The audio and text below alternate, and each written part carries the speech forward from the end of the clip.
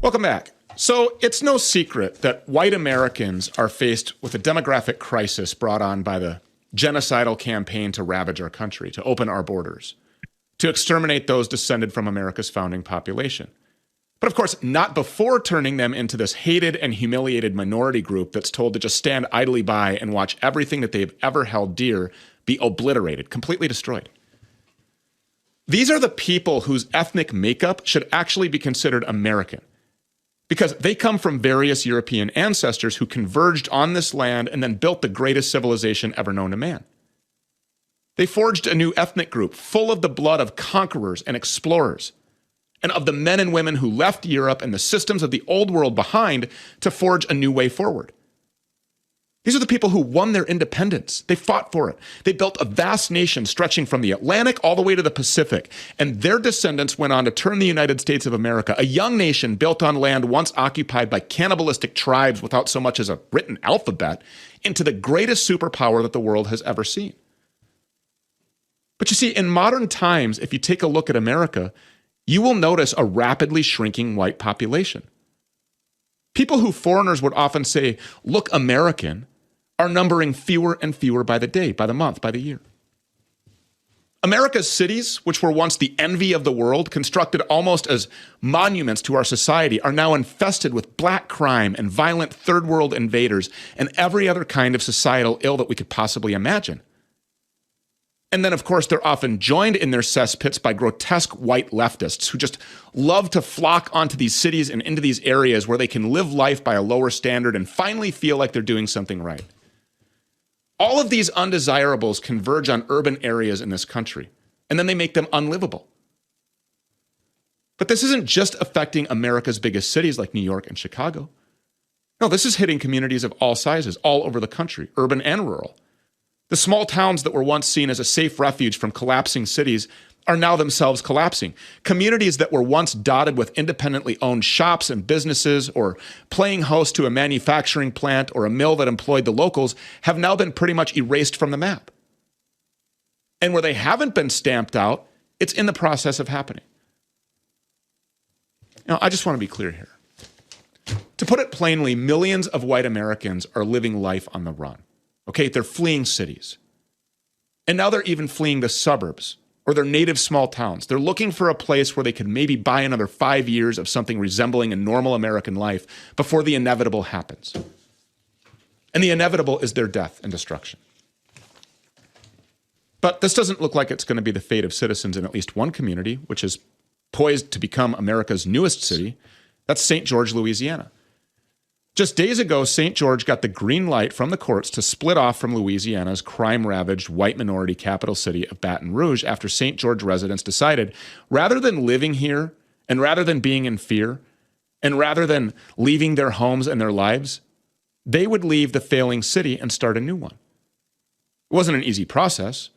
The city of Baton Rouge badly wanted St. George to stay under its control because it was a reliable tax base. The city government knew the white residents of St. George, hey, they're employed. They own their homes. They'll pay their taxes. You know, white people things. So after they voted to leave Baton Rouge back in 2019, the St. George secession movement was tied up for years in court. But on April 26th, the court sided with St. George residents and ruled that they do have the right to incorporate their community as its own city. Its highest court has sent its ruling down, paving the way for St. George to officially become its own city. Fox 44's Deshaun Johnson has more on this decision.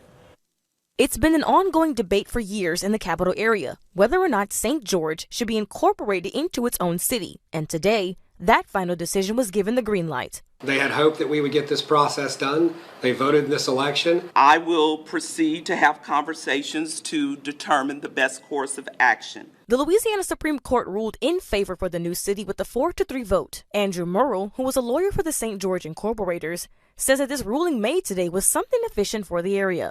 We are open for everyone. If you want more opportunity, you want a better life, you want a chance for lower crime, St. George. There were several concerns around the incorporation, with many stating that St. George wouldn't be able to support the necessary services. Mayor President Sharon Weston Broome discussed the recent changes and says that it's always been her goal to keep unity in the city. I will always believe that keeping this city united was the right thing to do.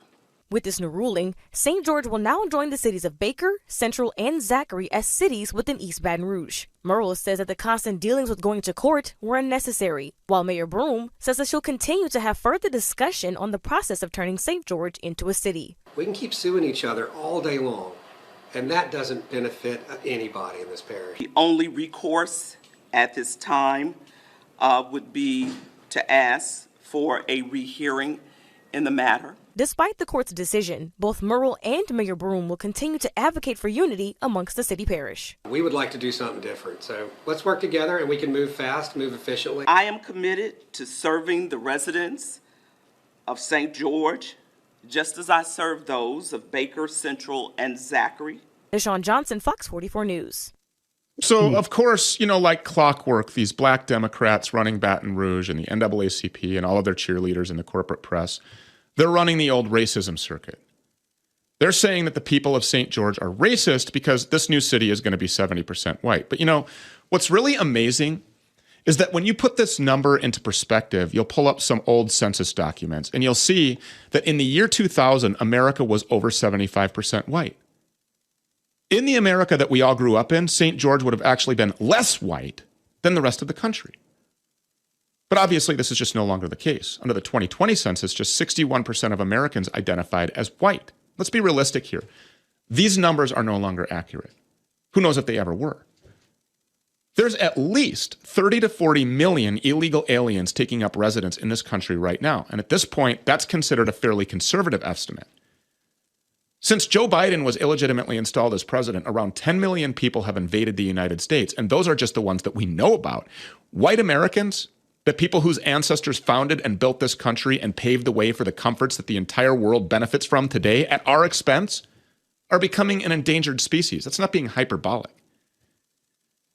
If we were some kind of African tribe, National Geographic would be filming a documentary about us.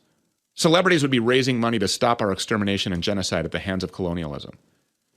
Since the end of World War II, but especially since the passing of the 1965 Immigration Act, which erased all consideration of racial and cultural and linguistic similarities when deciding who to let into America, this country's white population has been in freefall. And by the way, the 1965 Hart-Celler Immigration Act was cooked up by a bunch of Jews. It was even named after one, New York Representative Emanuel Seller. We used to be told that white replacement, white genocide, because that's what it really is, was just some kind of wild far-right conspiracy theory. We were told that Peter Brimelow and VDARE were a bunch of racist, bigoted liars. But now not only is it openly admitted that our own government wants to replace white people, they actually brag about it. They tell us that this is a good thing, that the demographic makeup of this country is being completely overhauled, that our culture and our language, every single thing about us is being ripped away and smeared as racist and then replaced with something of a darker shade. White people are told from a very early age, you're not allowed to organize amongst yourselves. You're not allowed to advocate for your own interests or your own interests of your family and their community, because if you do, you're a racist, or you might even be a Nazi.